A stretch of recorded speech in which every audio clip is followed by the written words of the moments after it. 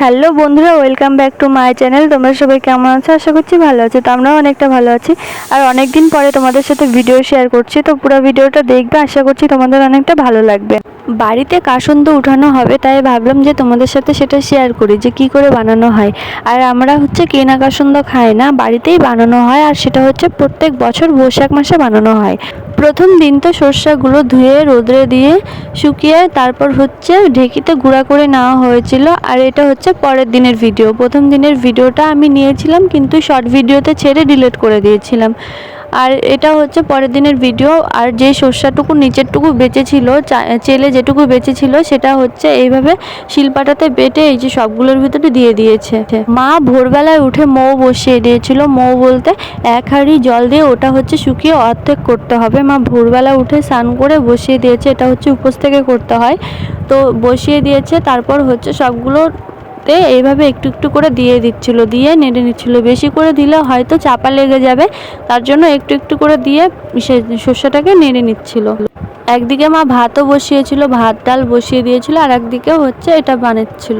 তারপর দেখো এই যে হয়ে গিয়েছে। একটু একটু করে এইভাবে দিয়ে সবগুলোতেই নেড়ে নিচ্ছে। আর কার কার তোমাদের কাসুন্দ দিয়ে মাখা খেতে ভালো লাগে, যে কিছুই মাখা হোক, আম মাখা, জাম মাখা, যে কিছুই হোক খেতে ভালো লাগে, তোমরা সেটা কমেন্ট করো। আর আমার তো ভালো লাগে, আর বাড়িতে বানানো হয়, এটা তো আর অন্যরকম একটা স্বাদ লাগে। মৌগুলো সব সর্ষের ভিতর দেওয়া হয়ে গেলে এই উনানের ওপরে এই লঙ্কা সব কিছু ভেজে নিতে হবে। আর এগুলো ভেজে নেওয়া হয়ে গেলে পারে আমরা ঢেকিতে গুঁড়া করে নেব।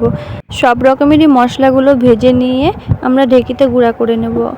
আর এই দেখো মশলা গুঁড়া করতেও বসে পড়েছে। আর বাদবাকি গরম মশলা, জিরা সব কিছু গুঁড়া করা হয়ে গেছে।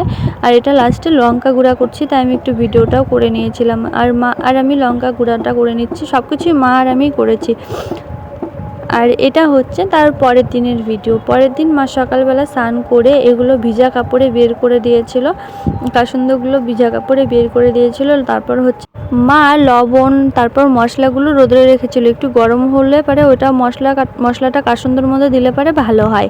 আর ওদিকে কাচের বয়ামগুলো ধুয়ে দিয়েছে। কাচের বয়ামে কাসুন্দ রাখলে পরে সহজে নষ্ট হয় না। আর ওদিকে আমি আমটা এইভাবে ছেঁচে নিচ্ছে। আমার এখানে একটা ভুল হয়ে গেছে, জানো তো বন্ধুরা।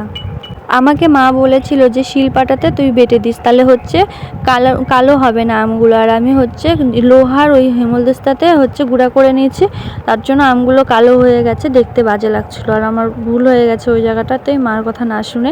তারপর দেখো মা এখানে মশলাগুলো দিয়ে দিচ্ছে, সব লবণ, তারপর পরিমাণ মতো লঙ্কার গরম মশলা, তারপর জিরা, ধনিয়া, মৌরি সব কিছুর গুঁড়োগুলো দিয়ে দিচ্ছে একটু একটু করে। আর এই দেখো আমের কালারটা কেমন হয়ে গেছে। আমার এই জায়গাটাতে ভুলে গেছে। এমনিতে আম পাওয়া যায় না, তার উপরে ওরকম কালার হয়ে গেছে। অমনি দিতে হয়েছিল, আর কিছু করার নেই।